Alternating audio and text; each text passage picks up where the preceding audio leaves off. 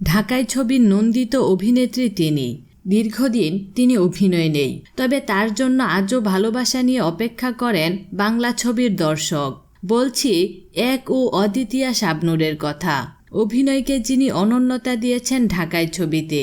চলচ্চিত্র থেকে বিরতি নিয়ে মনোযোগী হয়েছেন সংসারে। স্বামী ও পুত্রকে নিয়ে বেশ সুখেই কাটছে তার দিনযাপন।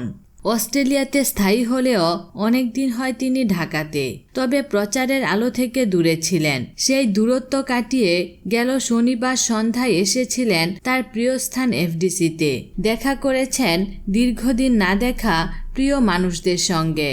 তারই ফাঁকে চলচ্চিত্র শিল্পী সমিতিতে এসে নতুন কমিটিকে ফুল দিয়ে শুভেচ্ছা জানান তিনি। এ সময় উপস্থিত ছিলেন একসময়ে তার সঙ্গে জুটি বেঁধে অভিনয় করা নায়ক রিয়াজ, যিনি বর্তমান কমিটির সভাপতি হিসেবে দায়িত্ব পালন করছেন। আরও উপস্থিত ছিলেন সমিতির সাধারণ সম্পাদক চিত্রনায়ক জায়েদ খান ও কার্যনির্বাহী কমিটির সদস্য চিত্রনায়িকা পপি। শাবনূরকে পেয়ে সমিতির এই 3 সদস্য উচ্ছ্বাস প্রকাশ করেন। শুভেচ্ছা জ্ঞাপন শেষে শাবনূর বলেন, চলচ্চিত্রের বর্তমান অবস্থা খুব খারাপ। নতুন কমিটি আবার সিনিয়রদের এফডিসিতে ফিরে আনছে, গুণীদের সম্মান দিচ্ছে। এটা বেশ ইতিবাচক। সবাইকে মিলেমিশে সব অপশক্তি আর সমস্যা মোকাবিলা করে সিনেমার ভালো দিন আনতে হবে। শাবনূরের শুভেচ্ছা পেয়ে আপ্লুত রিয়াজ।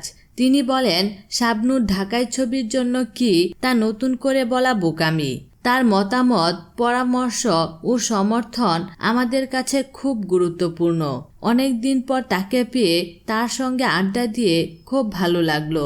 সাধারণ সম্পাদক জায়েদ খান বলেন, শাবনূর আপাকে অনেক দিন পর আমাদের সঙ্গে পেয়ে আনন্দিত।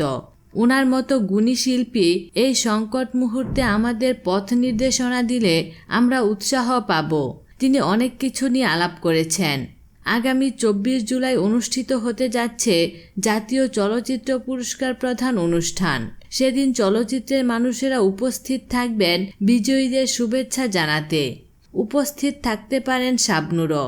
বিনোদন জগতের নিত্য নতুন খবরাখবর জানতে আমাদের চ্যানেলটিতে সাবস্ক্রাইব করার জন্য আপনাকে আন্তরিক ধন্যবাদ।